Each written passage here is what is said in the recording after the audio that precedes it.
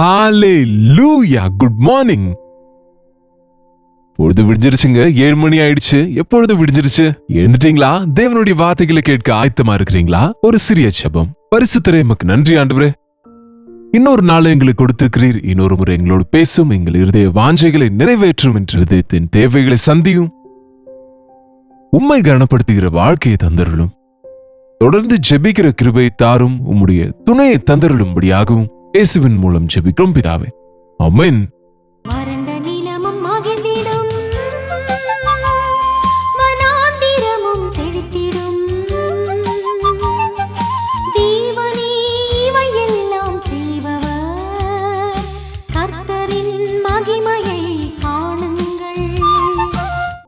எப்படி இருக்கிறீங்க? ஒவ்வொரு நாளும் தேவனுடைய வசனத்தை கேட்கிற நீங்க எப்படி இருக்கிறீங்க என்று கேட்பது என்னுடைய கடமை.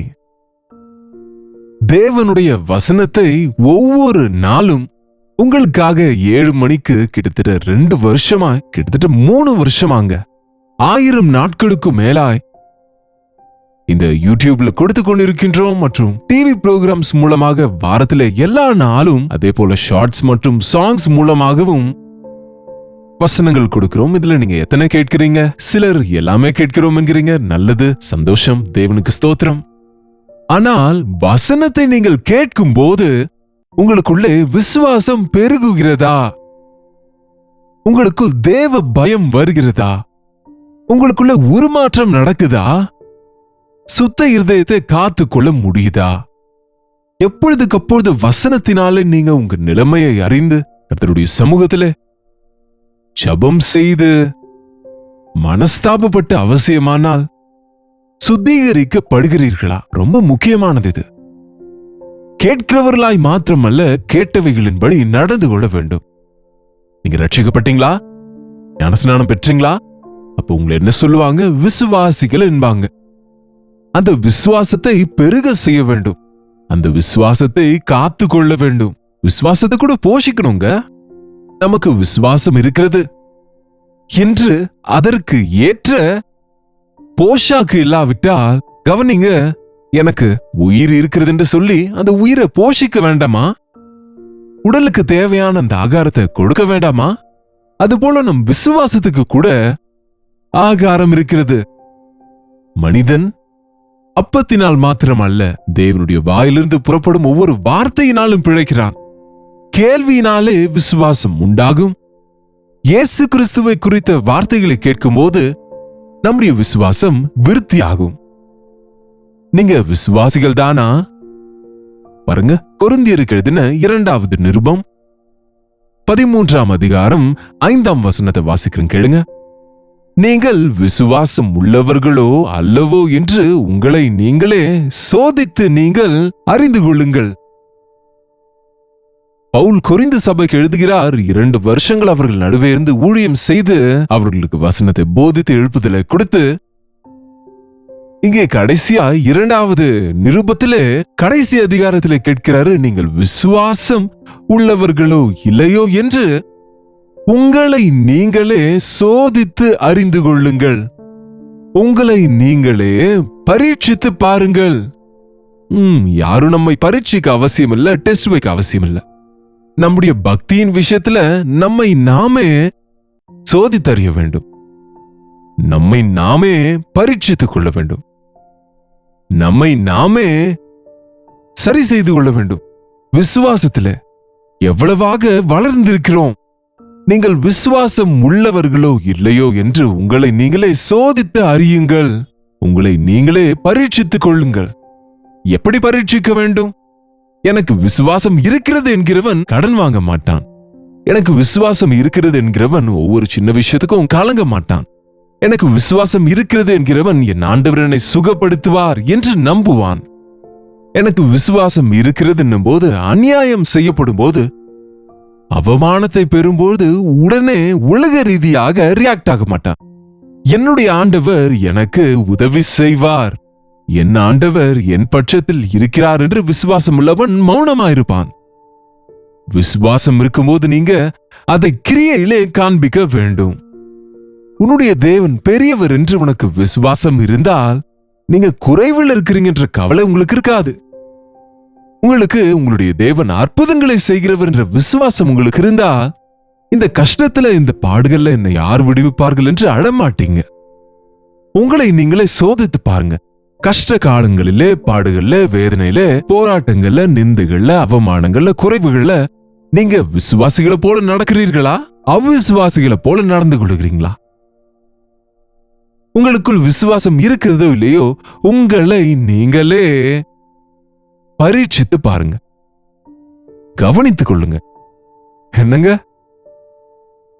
நீங்கள் சீர்கெட்டவர்களா இல்லாதிருந்தால் இயேசு கிறிஸ்து உங்களுக்குள் இருக்கிறார் என்று நீங்கள் அறியீர்களா? இங்க கவனிக்கணும், அநேகர் இந்த கடைசி காலத்தில் விசுவாசத்திலே சீர்கெட்டவர்கள் ஆகிறாங்க. இவங்க விசுவாசிகளே, அந்த விசுவாசத்துக்கு எதிராக மாறுகிறவர்கள். இப்போ ஒரு புதிய வகை வியாதிகள் இருக்கு பாருங்க. நம்முடைய சரீரத்திலேயே, நம்முடைய உடலில் இருக்கக்கூடிய சில செல்களின் படை நோய்க்கு விரோதமாக போராட வேண்டிய அந்த செல்கள் நமக்கு விரோதமாய் போராடுமா பாருங்க. அப்படிப்பட்டவனுக்கு சடனாக ஆட்டோ இம்யூன் டிசீஸால சில நோய்களும் வந்து விடுது. என்னங்க, ஆகவே உங்களுக்கு அந்த வியாதியிலிருந்து இனி உங்களுக்கு சுகம் கிடைக்காது. சரி செய்ய வேண்டியவைகளே எதிர்கட்சியில சேர்ந்து விட்டது போல, உன்னுடைய விரோதிகளோடு உன் பட்சத்தில் போராடுகிறவங்க சேர்ந்து விட்டா எப்படி இருக்கும்?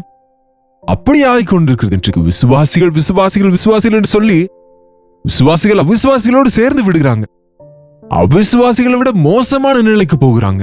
விசுவாசத்துல சீர்கெட்டு போகிறார்கள். வா, இந்த சீர்கெட்ட நிலைமை எவ்வளவு மோசமானது என்று தெரியுமா? தேவன் விட்டு விட்டவர்கள் இந்த சீர்கெட்டவங்க. தேவனை விட்டு விட்டவர்கள் சீர்கெட்டவர்களாகி விடுவாங்க. தேவனால கைவிடப்பட்டவர்கள் இந்த நிலைமைக்கு போவாங்க. ஒருவேளை கூழுக்காக தன் சேஷ்டபுத்திர பாகத்தை விற்று போட்ட ஏசாவை போன்ற சீர்கெட்டவனாகிலும் விபச்சாரி ஆகிலும் உங்களுக்குள் யாராவது இருக்கிறார்களோ என்று பார்த்துக் கொள்ளுங்கள். யாருங்க இந்த ஏசா? ஏசா ஆபிரகாமனுடைய பேரன். தாத்தாவின் ஆசீர்வாதங்கள் சொல்லப்போனா பேரன்களுக்கு தான் வர வேண்டும். தாத்தாவின் சொத்தெல்லாம் பேர பிள்ளைகளுக்காக தான். அப்படிப்பட்ட விசுவாசத்தின் தகப்பனாகிய ஆபிரகாமின் வம்சத்துக்கு சேர்ந்த இவன் ஈசாக்கை போன்ற ஜப வீரனும் தேவனால் ஆசீர்வாதங்களை பெற்றுக்கொண்டவனுடைய மகனாக பிறந்த இவன், மூத்த குமாரனா இருக்கிறவன், சேஷ்டபுத்திர பாகத்தின் மதிப்பறியாமல் அசட்டை செய்து, சேஷ்டபுத்திர பாகம் என்றால் அதை விசுவாசத்தோடு சுதந்திரிக்க வேண்டிய அதை விட்டுவிட்டு சாதாரணமான கூழுக்காய் தன் சேஷ்டபுத்திர பாகத்தை விற்று போட்டான். இன்றைக்கு விசுவாசிகள் இப்படித்தான் சீர்கெட்டு இருக்கிறாங்க. விசுவாசிகள் உலகத்தில் இருக்கிற மனிதருடைய பாராட்டுக்காக, உலகத்தில் இருக்கிற மனிதர்களை சந்தோஷப்படுத்த அரசாங்கங்கள் கொடுக்கிற சில சலுகைகளுக்காக ஆசைப்பட்டு இன்றைக்கு அவங்க விசுவாசத்துல சீர்கெட்டு போகிறாங்க. நாங்க கிறிஸ்தவங்க அல்ல என்று சொல்ல எந்த தயக்கமும் இல்லாமல் இயேசு ஆண்டவரையே விட்டு விடுகிறாங்க. எத்தனை பேர் இன்றைக்கு வெளியரங்கமாய் ஆண்டவரை மறுதலிக்கிறாங்க? இன்னும் எத்தனை பேர் இன்றைக்கு விசுவாசிகள் என்று சொல்லிக்கொண்டே உள்ளே கொஞ்சமேனும் விசுவாசம் உள்ளவர்களாய், கிரியைகள்ல விசுவாசம் உள்ளவர்களாய் நடந்து கொள்கிறதே இல்லை. அவ்விசுவாசிகளை விட மோசமான நிலையில் இருக்கிறாங்க. பரீட்சித்து பாருங்க. ஸ்லோ பாய்சன் போல உங்களுடைய விசுவாசம் நாளுக்கு நாள் நாளுக்கு நாள் நாளுக்கு நாள் அவிசுவாசமாய் மாறுகிறதோ என்னமோ. கொஞ்சம் கொஞ்சம் கொஞ்சம் கொஞ்சமாய் தேவனுக்கு தூரமாகிறீங்களோ என்னமோ. அதனாலேதான் தேவனுடைய வசனம் இருக்கிறது. எரிகிற திரிய பாருங்க, உள்ள தள்ளி விடுவாங்க. அந்த காலத்துல இந்த தீபங்கள்லையும் விளக்குகளிலும் அந்த விளக்கு எரிய தொடங்கியதும் அந்த திரியை இன்னும் கொஞ்சம் மேல தூக்கி விடணும். அது போல ஒவ்வொரு நாளும் உங்கள் விசுவாசம் அவிந்து போகாமல் தேவ வசனம் என்னும் வார்த்தைகளினாலே உங்களை அனல் மூட்டுகிறோம், உங்களை ஊக்குவிக்கின்றோம். எவ்வளவு பேர் உங்களை நீங்கள் பரீட்சித்து பார்க்கிறீர்கள்?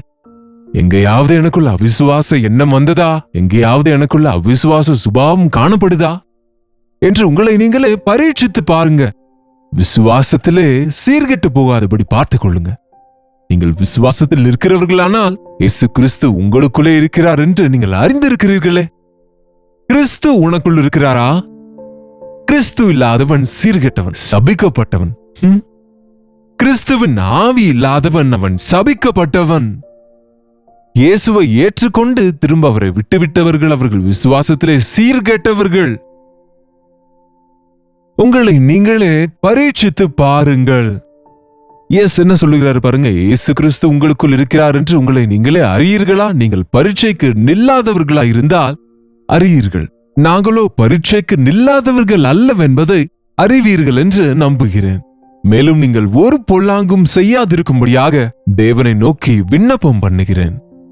பாருங்க எவ்வளவாய் பவுலனுடைய வாஞ்சை என்னவென்றால், உங்களுக்காக நான் ஜெபிக்கிறேன், நீங்க சீர்கெட்டு போகக்கூடாதென்று, நீங்கள் விசுவாசம் அற்றவர்கள் ஆகக்கூடாதென்று, நீங்கள் விசுவாசத்தில் நில்லாதவர்கள் ஆகக்கூடாதென்று உங்களை நீங்களே பரீட்சித்துக் கொள்ளுங்க. இன்றைக்கு நீங்க உங்களை நீங்களே சோதித்து பார்த்து கொள்ளுங்க. விசுவாசம் மற்றவர்கள் ஆகாதிருங்கள், கர்த்தருடைய அன்பை மறவாதீர்கள் என்று உங்களுக்காக நான் விண்ணப்பம் செய்கின்றேன், ஜெபிக்கின்றேன், விண்ணப்பிக்கிறேன் என்று சொல்லுகிறார். உண்மையாய் வசனத்தை கேட்கிற நீங்க எல்லாரும் விசுவாசத்தில் விருத்தி அடைய வேண்டும் என்று விசுவாசத்தோடு தேவனை மகிமைப்படுத்துகிறவர்களா இருக்க வேண்டும். விசுவாசத்தினாலே அற்புத அடையாளங்களை பார்க்கிறவர்களாக நாம இருக்க வேண்டும். விசுவாசம் நமக்கு சக்தியை கொடுக்கிறது, விசுவாசம் நமக்கு பலத்தை கொடுக்கிறது. விசுவாசத்தினாலே அசாத்தியமான காரியங்கள் சாத்தியமாக மாறும். உங்களுக்குள்ள கடுகள விசுவாசம் இருந்தால் இந்த மலையை பெயர்ந்து கடலுக்குள்ளே போ என்றால் போகும் என்று ஆண்டவர் சொன்னார் இல்லையா?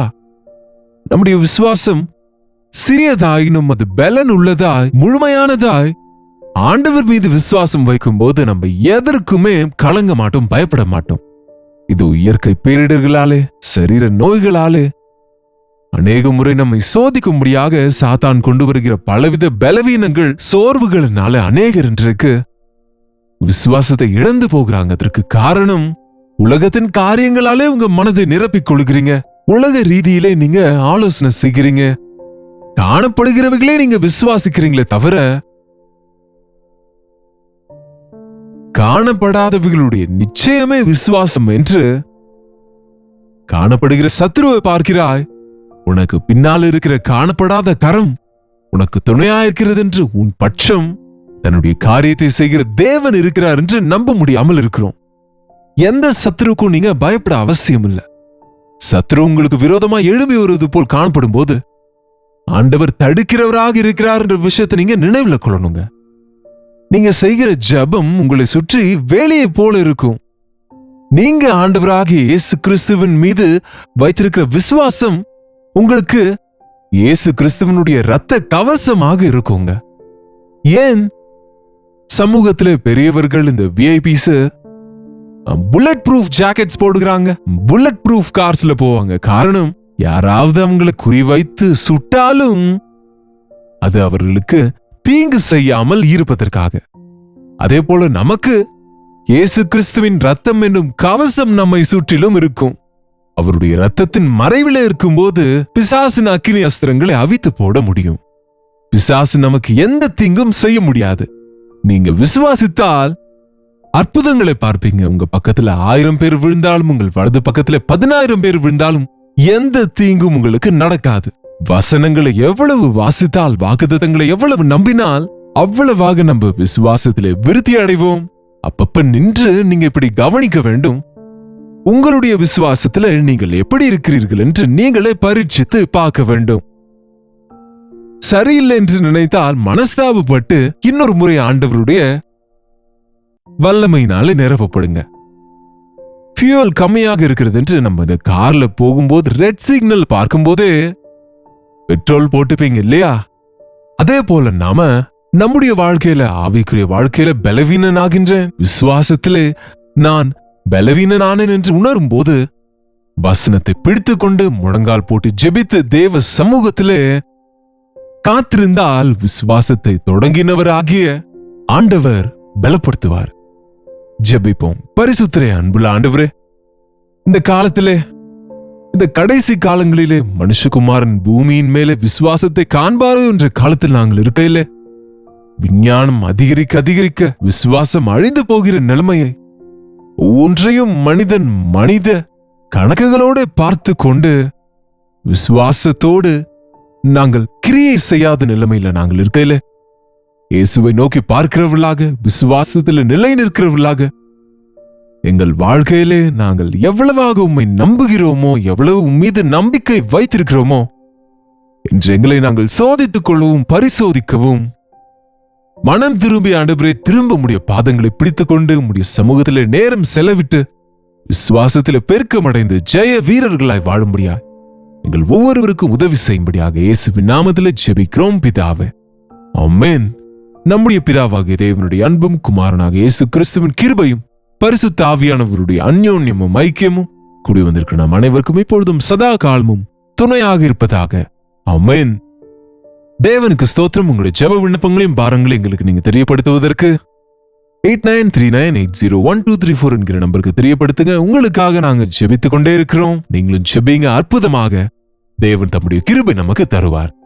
தெலுங்கு, தமிழ், ஹிந்தி, பெங்காலி, மலையாளம், ஒரியா 6 மொழிகளில் டெலிவிஷன் ப்ரோக்ராம்ஸ் கூட கொடுத்து கொண்டிருக்கிறோம். 50% ஆஃப் இந்தியன்ஸ்க்கு இன்னும் ஸ்மார்ட் போன்ஸ் இல்லை, யூடியூப் இல்லை. ஆகவே அவர்களை ரீச் பண்ண தேவனுடைய வசனத்தை டிவி மூலமாக கடந்த 20 வருஷங்களாக நாங்கள் கொடுத்து கொண்டிருக்கிறோம். இந்த ஊழியங்களுக்காக ஜெபிங்க. இந்த டெலிவிஷன் ஊழியம் மிகுந்த பாரத்தோடு கூடியதாகவே கர்த்தர் உங்களை ஏவினால் இந்த ஊழியத்திலும் பங்கு பெற்று ஆசீர்வாதங்கள் பெற்றுக்கொள்ளுங்க. மேலும் விவரங்கள் வேண்டுமானால் ஸ்கிரீன்ல இருக்கக்கூடிய இந்த நம்பருக்கு நீங்க ஒரு டெக்ஸ்ட் அல்லது வாய்ஸ் மெசேஜ் மூலமாக தெரியப்படுத்துங்க. உங்களுக்கு அதற்கான விவரங்களை அனுப்பி உதவ நாங்க ஆயத்தமாக இருக்கின்றோம். அனுதின தியான நிகழ்ச்சியை ஒவ்வொரு நாளும் பாருங்க. உங்க நண்பர்கள், உறவினர்களுக்கும் பகிர்ந்து கொள்ள மறக்காதீங்க. கர்த்தருக்கு சித்தமானால் நாளைக்கும் இதே நேரத்தில் அனுதின தியானத்தில் 7 மணிக்கு கர்த்தருடைய வார்த்தையோடு உங்களை மீண்டும் சந்திக்கிறேன். அதுவரை கர்த்தருடைய கிருபை உங்களுக்கு துணையாக இருப்பதாக.